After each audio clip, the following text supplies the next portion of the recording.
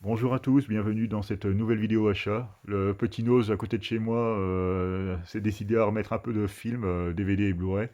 Donc j'en ai profité pour faire le plein. Donc pour moins de 12 euros, j'ai eu 9 films. Alors je vais vous présenter ça tout de suite. Mais avant, j'ai pris une autre édition de Chat qui fume à Auchan à 5,99. Il s'agit de Dark Souls, un film norvégien, donc qui est en norvégien sous-titré français, hein, pas de version française pour ce film.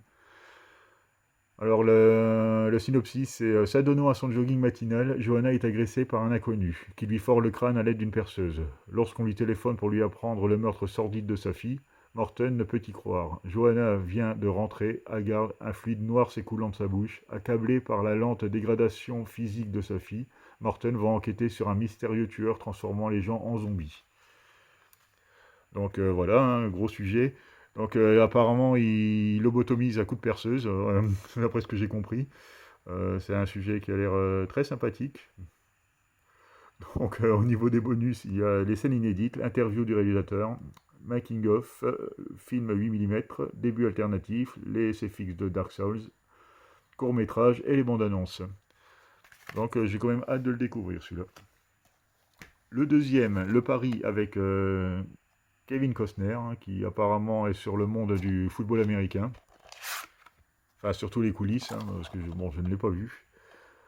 Donc, Sonny Weaver est le manager de Browns de Cleveland, une équipe de football américain. Il se bat pour maintenir son équipe à flot, mais cette année, le propriétaire de l'équipe lui a posé un ultimatum. Si la prochaine saison n'est pas un succès, Sonny perdra son job.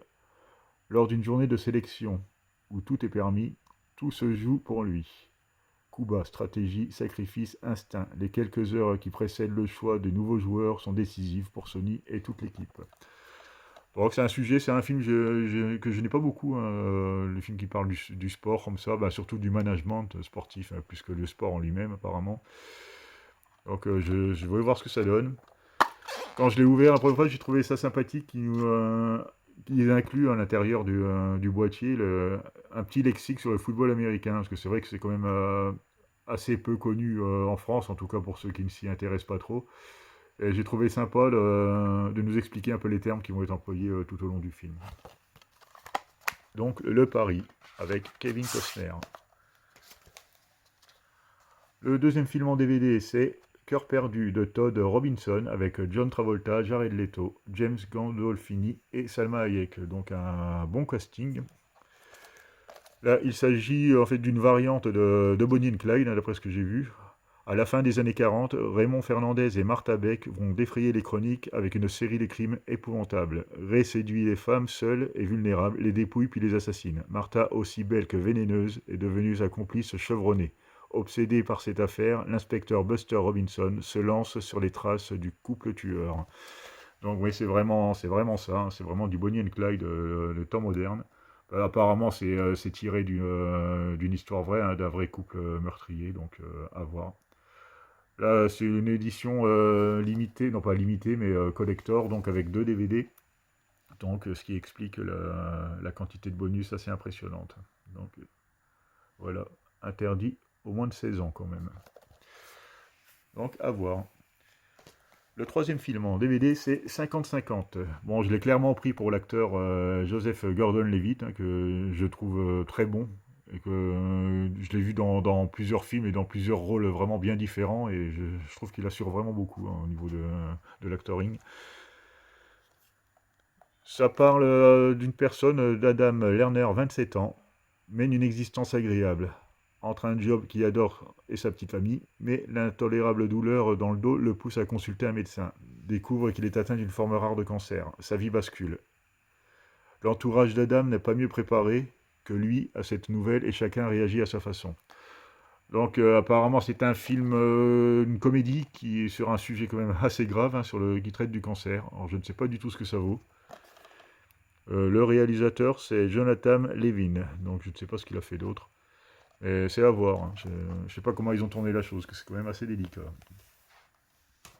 Ensuite, il y a une petite édition collector de HK, et il s'agit du numéro 5, hein, c'est un digibook, d'un film apparemment japonais de Norio Tsuruta, Prémonition. Donc c'est la version collector également avec deux DVD, le DVD du film et le DVD des bonus qui est de chaque côté du livret. Et au milieu, on a quelques photos.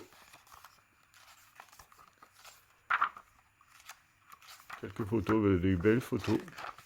Pas beaucoup de texte hein, pour le coup.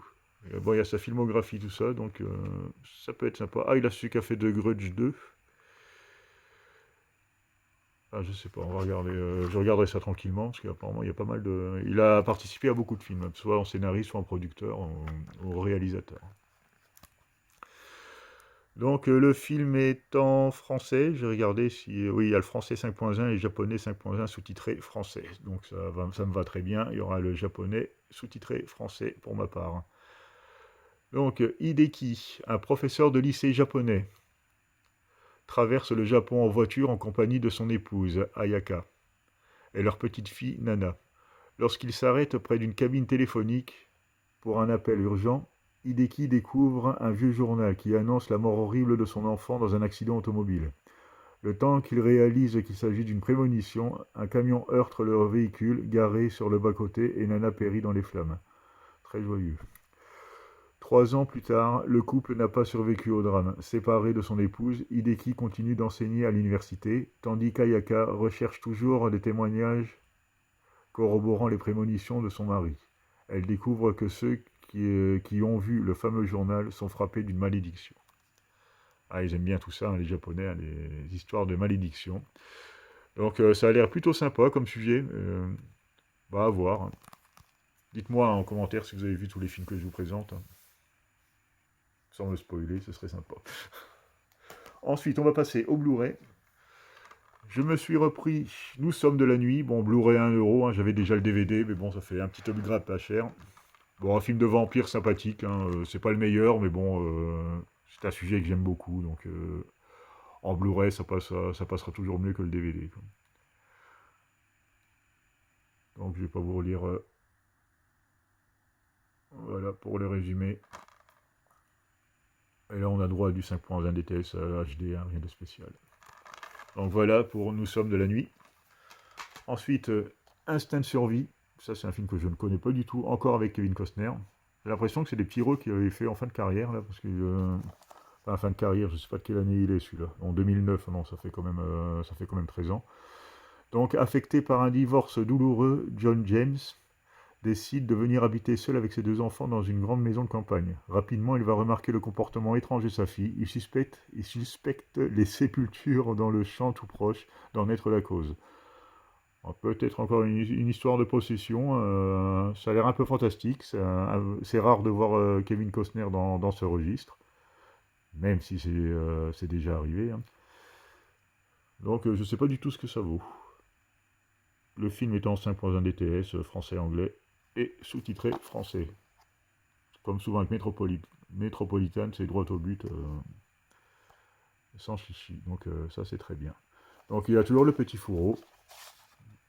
Donc, et puis la jaquette, hein, c'est la même chose. Donc voilà pour Instinct de survie. Ensuite, j'ai pris Zombie Child. C'est pareil, il était à 1€. Donc un film de Bertrand Bonello. Haïti, 1962. Un homme est amené d'entre les morts pour être envoyé de force dans l'enfer des plantations de canne à sucre. 55 ans plus tard, au prestigieux pensionnat de la Légion d'honneur de Paris, une adolescente haïtienne confie à ses nouvelles amies le secret qui hante sa famille. Elle est loin de se douter que ces mystères vont persuader l'une d'entre elles, en proie d'un chagrin d'amour, à commettre l'irréparable.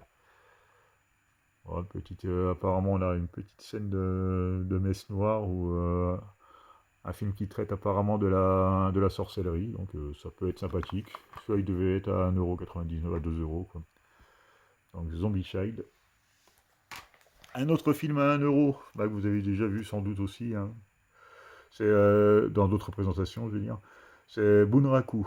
Alors avec Josh Hartnett, Woody Harrelson, Kevin McKidd, Ron Perlman et Demi Moore. Ça fait un très beau casting. Alors, je ne sais pas ce que vaut le film. Un mystérieux vagabond accompagné d'un jeune guerrier japonais arrive dans une ville terrorisée par de dangereux criminels. Guidés par la sagesse du barman du saloon de la ville, les deux étrangers vont unir leurs forces pour mettre un terme au règne corrompu de l'infâme Nicolas, de sa sulfureuse campagne Alexandra et de leur armée d'assassins. Bon, ça a l'air assez cartoonesque, je ne sais pas si c'est tiré d'un comics ou...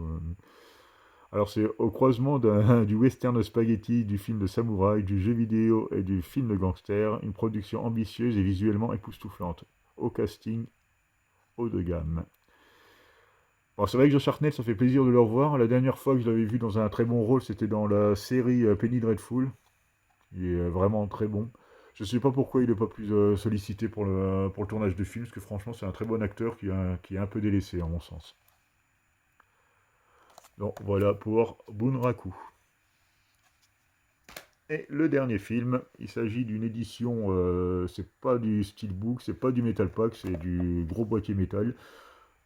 Alors, il s'agit du Plomb dans la tête avec Sylvester Stallone. Un très bel objet parce qu'il est carrément débossé, comme vous pouvez le voir.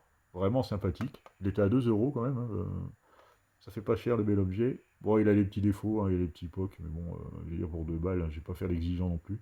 Et il est débossé à l'arrière aussi. Je trouve ça vraiment très chouette comme édition. Comme quoi, il y a des éditions qui sont vraiment jolies et bien faites, et c'est pas ça qui fait la valeur du produit, hein.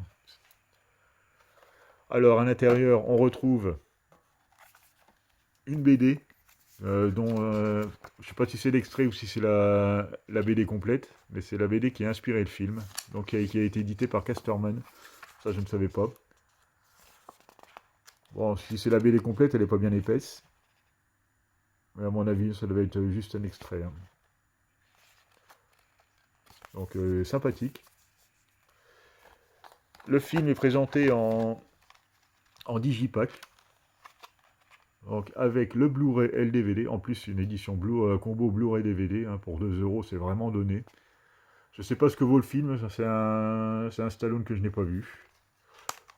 Donc c'est pas que ce soit mon acteur préféré, mais souvent il est quand même assez bon dans les films. Ben, j'en ai vu finalement assez peu de lui, hein, à part ses grands classiques. Donc du plomb dans la tête, avec Sylvester Stallone. Voilà pour cette petite vidéo de présentation d'achat Nose et un achat au champ. Donc je vous remercie de m'avoir regardé et à bientôt pour une nouvelle vidéo.